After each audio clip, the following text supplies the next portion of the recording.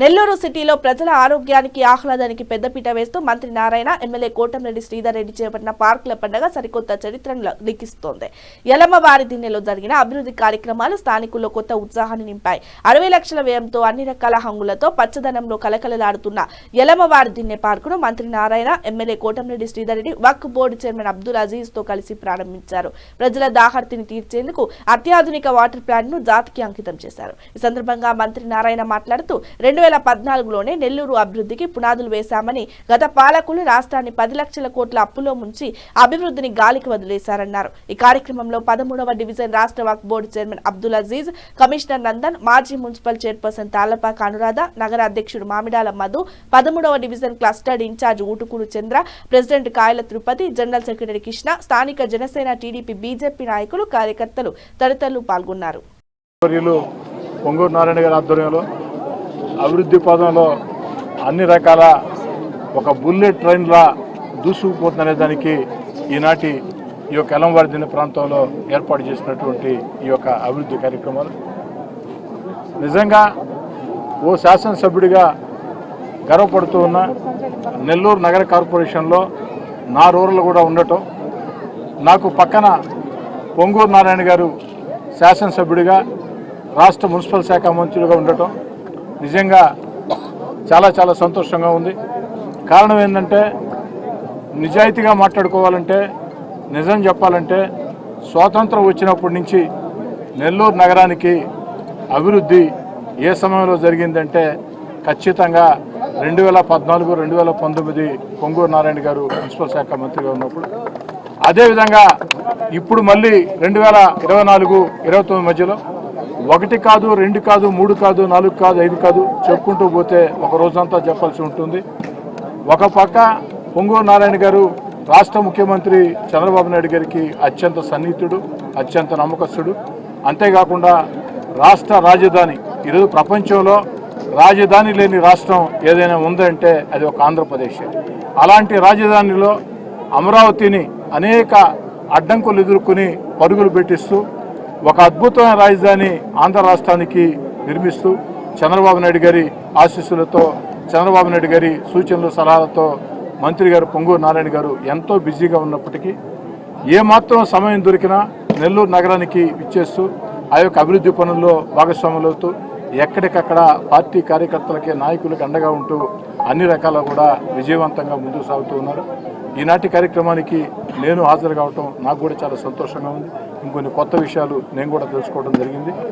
ఇదే కాదు, నెల్లూరు నగరమే కాదు, పక్కనుండే నెల్లూరు రూరల్ నియోజకవర్గం కూడా దాదాపు 2 ఏళ్లు కాల ఇంకా తెలుగుదేశం పార్టీ కూటమి అధికారంలోకి వచ్చి 2 ఏళ్లు కాకముందే అంత పెద్ద ఎత్తున నెల్లూరు రూరల్ నియోజకవర్గంలో అభివృద్ధి కార్యక్రమాలు చేపట్టామంటే దానికి కారణం చంద్రబాబు నాయుడు గారి ఆశీస్సులు, పొంగూరు నారాయణ గారు సహకారం తెలియజేస్తూ ఉన్నా. నెల్లూరు నగరమే కాదు, నెల్లూరు రూరల్ నియోజకవర్గం కూడా ఎప్పటికి కూడా పొంగూరు నారాయణ గారికి రుణపడి ఉంటుంది. అంత అద్భుతంగా కేవలం నేను నా నెల్లూరు నగరం అనుకోకుండా పక్కనుండే రూరల్ కూడా ప్రత్యేకంగా చూస్తూ ఎక్కడ ఏ అవకాశం వచ్చినా నెల్లూరు రూరల్ నియోజకవర్గం కూడా అన్ని రకాల నిధులు కేటాయిస్తూ సాయం చేస్తున్నటువంటి పొంగూరు నారాయణ గారికి నెల్లూరు రూరల్ నియోజకవర్గ పక్షాన 2 చేతులు జోడించి సవినయంగా నమస్కరిస్తూ, నిజం చెప్పాలంటే పొంగూరు నారాయణ గారు లాంటి వ్యక్తి శాసనసభ్యుడిగా ఉండటం నిజంగా నెల్లూరు నగర ప్రజల అదృష్టం. మీరందరూ కూడా ఎక్కడికి వెళ్ళినా గర్వంగా చెప్పుకోవచ్చు, ఎవరు మీ శాసనసభ్యుడు అంటే మా శాసనసభ్యుడు రాష్ట్ర మున్సిపల్ శాఖ మంత్రి పొంగూరు నారాయణ గారిని. అంత పద్ధతిగా ఎక్కడా కూడా కక్షలు, కార్పణ్యాలు, వేధింపులు, ఇబ్బందులు, రాజకీయ వాదాలు, విభేదాలు ఏమీ లేకుండా ప్రశాంతంగా అటు నెల్లూరు నగరంలో తాను చేయాలనుకున్న పనులు, ప్రజలకు మేళ్లు చేయాలనుకున్న పనులు, ఎందుకంటే ముఖ్యంగా సామాన్య మధ్యతరగతి కుటుంబాలకు మేలు చేసే 1 కాదు, 2 కాదు, ఒక విఆర్ఐ స్కూల్ కానీ ఈనాడు ఏదైతే అనేక రకాల కార్యక్రమాలు కానీ ఇవన్నీ చూసినప్పుడు ఇవి అందరి వల్ల సాధ్యం కాదు. పేదరికం విలువ తెలిసి ఉంటేనే, సామాన్యుడి కష్టాలు తెలిసి ఉంటేనే, మధ్యతరగతి కుటుంబీకుల కష్టాలు తెలిసి ఉంటేనే సాధ్యమవుతుంది. పొంగూరు నారాయణ గారు ఈరోజు అతిపెద్ద వ్యాపార సంస్థలకి వారి ఆధీనంలో ఉండొచ్చు, కానీ వారి జీవితం కష్టాలతో, కన్నీళ్లతో, ఇబ్బందులతో ప్రారంభమైంది. ఆ జీవితం స్వశక్తితో ఎక్కడా కూడా వారు ఏదో రాజకీయ ఫైర్వీల్ చేసో, రాజకీయ దందాలు చేసో కాకుండా స్వశక్తితో ఒక వ్యాపార సామ్రాజ్యాన్ని భారతదేశంలోనే ఏర్పాటు చేసుకుని ఈరోజు ఒక మున్సిపల్ శాఖ మంత్రిగా ఆ యొక్క సామాన్యుడి కష్టాలు నష్టాలు ఇబ్బందులు ఇష్టాలు అన్నీ తాను స్వయంగా అనుభవించిన వ్యక్తి కాబట్టి ఈరోజు బ్రహ్మాండంగా తయారైంది. అదేవిధంగా మళ్ళీ ఈ ప్రభుత్వం వచ్చిన తర్వాత ఖజానా ఖాళీ అయిపోయి గత ప్రభుత్వం వెళ్ళిపోయి చేసేసిపోయినా 10,000 కోట్లు అప్పు చేసి వెళ్ళిపోయినా 10 లక్షల కోట్లు అప్పు చేసి వెళ్ళిపోయినా గౌరవనీయ ముఖ్యమంత్రి గారు వారుకున్న అపార అనుభూతి ఈరోజు రాష్ట్రాన్ని ఆర్థికంగా ఎంతో ముందుకు తీసుకువెళ్తున్న సందర్భంలో ఈ 1.5 year అయిపోయి మళ్ళీ రేపు జూన్కి 2 సంవత్సరాలు అవుతుంది. ఈ పీరియడ్లో అటు రూరల్లో కానీ ఇటు అర్బన్లో కానీ అనేక కార్యక్రమాలు చేయడం జరిగింది. అందులో కూడా నిజం చెప్పాలంటే నాకంటే శ్రీధర్ చాలా అడ్వాన్స్గా ఉంటాడు. ఆయన దాదాపు 650 కోట్లకి టెండర్లు ఇచ్చాడు. వర్క్ స్టార్ట్ చేశాడు, కొన్ని వర్క్స్ కంప్లీట్ చేశాడు, మిగతా చేయబోతున్నాడు. వారిని కూడా నేను ప్రత్యేకంగా అభినందిస్తున్నాను. ఎందుకంటే మన నెల్లూరు మున్సిపల్ కార్పొరేషన్లో 54 డివిజన్లు ఉన్నాయి. 54 డివిజన్లకి అప్పుడు 550 కోట్లతో అండర్ గ్రౌండ్ డ్రైనేజీ, 550 కోట్లతో డ్రింకింగ్ వాటర్ ప్రాజెక్ట్స్ ఇచ్చాం. ఈరోజు కూడా నేను రివ్యూ చేశాను. రేపు జూన్కి అవి 2 కంప్లీట్ అయిపోతున్నాయి. రేపు జూన్ కంప్లీట్ చేస్తామని అధికారులు చెప్పడం జరిగింది.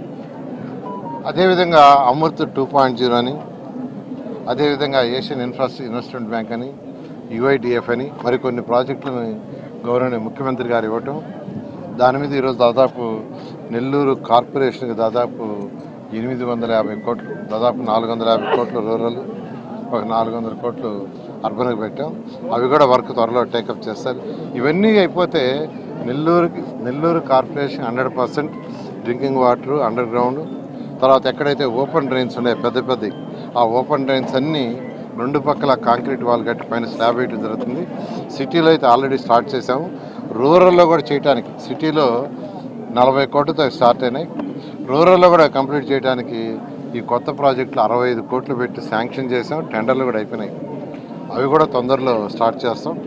గౌరవనీయ ముఖ్యమంత్రి గారు ఫస్ట్ ఫౌండేషన్ వేస్తారు రాష్ట్రంలో, నెల్లూరులో కూడా స్టార్ట్ చేస్తాం. ఈ విధంగా నెల్లూరు కార్పొరేషన్లో 54 డివిజన్లో ఏదైతే నేనైనా శ్రీధర్ రెడ్డి గారు అయినా మాట ఇచ్చామో 100కి 100 పాళ్ళు తప్పకుండా, అవే కాకుండా అంతకంటే ఎక్కువ చేస్తాం. అయితే నెల్లూరు ప్రజలందరినీ కొద్దిగా ఓపిక పట్టమంటున్నాం.